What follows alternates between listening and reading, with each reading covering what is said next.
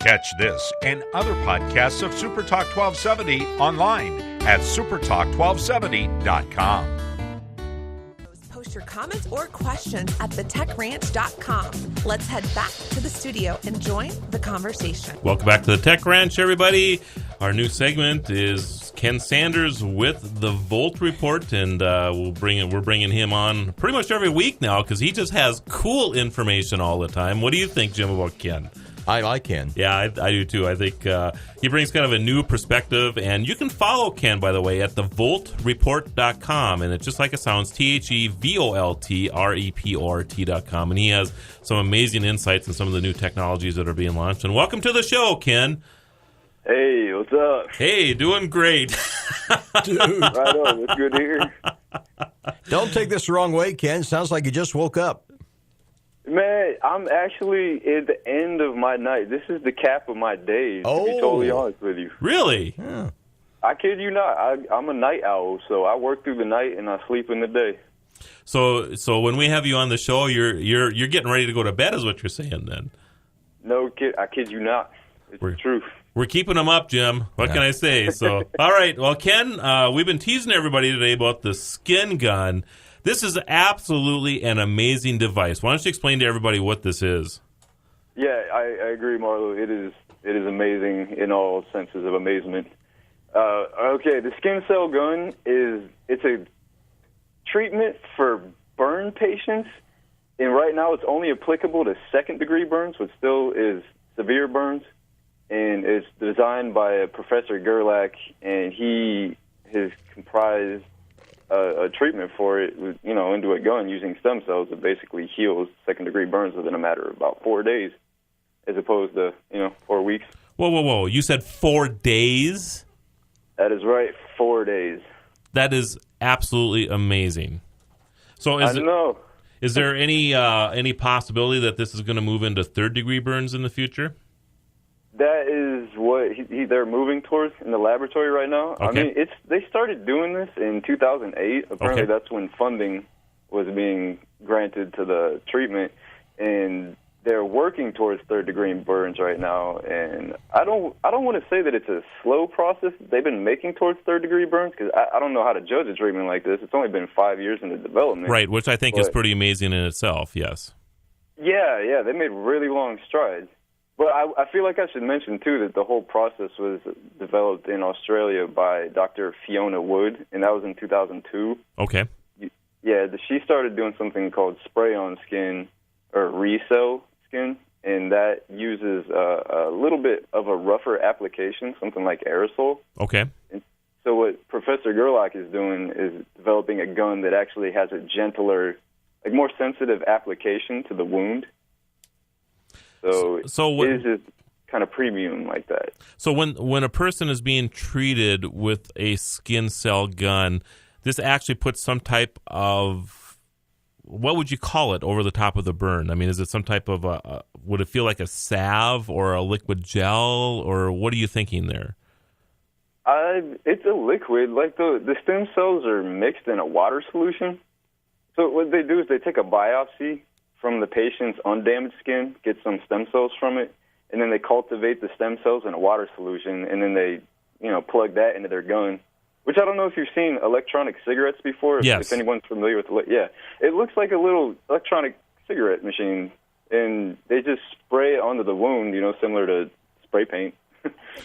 So when they take the skin cells from undamaged skin, how long does it take for the process to generate new cells?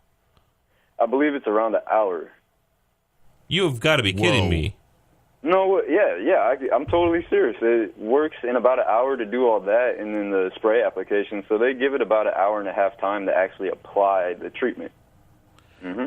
This is absolutely amazing. Absolutely amazing. So right, you could imagine what they could do with it is going to be astounding in the future. Unreal. Yeah, I would like to, as you have new developments with this treatment, when you're on in the future, please bring this up, because I think there's a lot of people that will greatly benefit from this. So what about somebody who's been burned 5-10 years ago? I mean, is this a possibility that someday in the future they'll be able to use this to, work with those burn victims as well? Yeah, see, I'm not too sure about that. I'm not really qualified to answer that question because I haven't researched too deeply into it to understand what long-term treatment is as far as old wounds. Okay. But, yeah, I know that right now that it has to be like a fresh wound, a fresh second-degree wound for the treatment to be applicable. Okay. And that extends to, I think, within a week's time of the wound. So... Interesting. Yeah, maybe in the long run they'll find a way to. Are you talking about like regenerating the skin? Yeah, exactly. Say that it's an old scar. Yeah. Okay. Interesting. Yeah, I'm not sure. Okay. Well, you have some other things that you wanted to talk about today too. So I'm just you. The show is yours. So keep going away here. Okay. Well, I definitely want to bring up Comic-Con from San Diego. Yes. Why don't you tell all the listeners what Comic-Con is?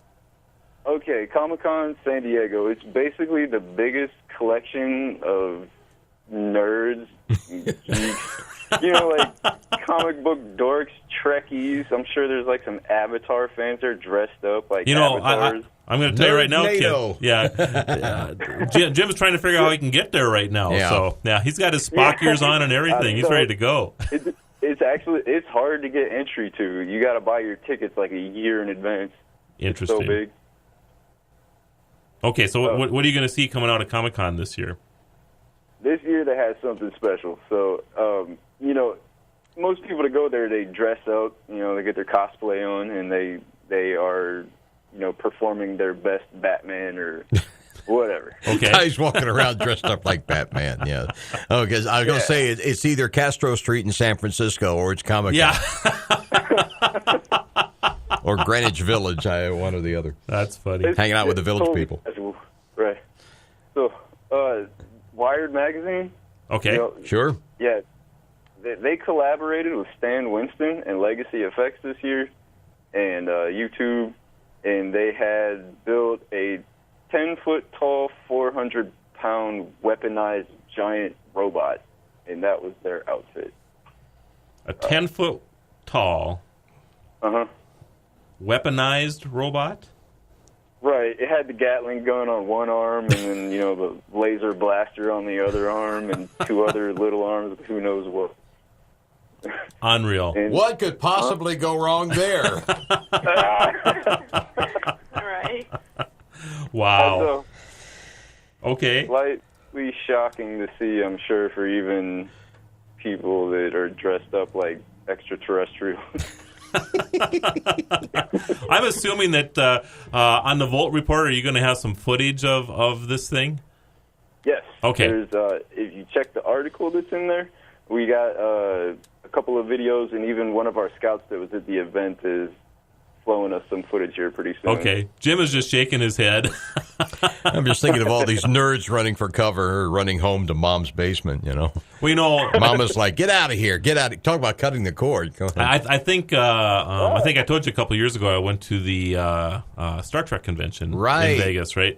And we felt underdressed because we were not dressed up in costume.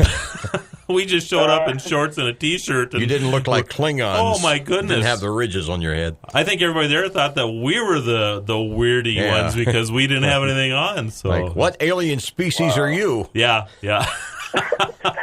I'm a human. Hey. It was pretty funny, yeah. Anyway, okay, so what else you got for us today? All right, there's a couple other things up on the Volt Report right now that you can check out, like the Photocatalytic Cement, which is air pollution cleaning cement. It's not so much a gadget, but if you check the article out there, that's some really groundbreaking stuff, quite literally. So photocatalytic cement, it actually cleans the air. So you would use this in a driveway or a road or something, and it'll clean the air at the same time? Straight up. You have amazing stuff today. That's pretty crazy. So at the Volt Report, you have a report on that as well? Yeah, there's an article up there that was written by one of our staff members over there in Carolina. Okay. So we got crazy staff at work over here. That's pretty cool. And you had also mentioned something. I know we're going to be running up the clock here shortly. You had also mentioned you had some type of giveaway going on right now too. That is correct. On the landing page, There is, right next to the article about the Learn Stiff pen, which is up right now, the auto-correcting smart pen, you can check out the Pedigo electric bicycle giveaway. Okay, and what kind of bicycle is this? I would guess the most popular brand of electric bicycles for quality reasons. Okay. Yeah, they're top-of-the-line bikes, really expensive bikes.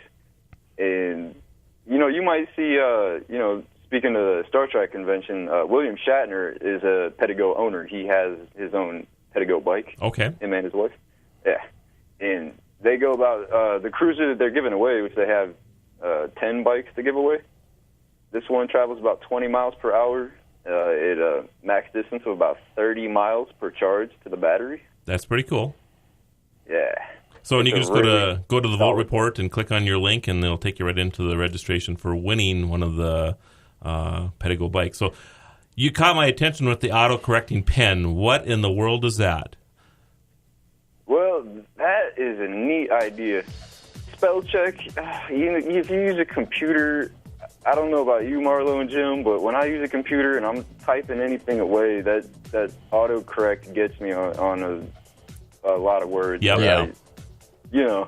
So they took the little programming of a smartphone pretty much and put it into the casing of a pen. Okay. So it detects the motion, the little motherboard inside the pen. It detects the motion when you're writing. So if you misspell a word, it'll give you a little gentle vibration there, so you can sense it. Okay, we gotta wrap it up there, Ken. We really appreciate the VoltReport.com, and come back next week, same bat time, same bat channel. Podcasts of this and other shows are now available on supertalk1270.com.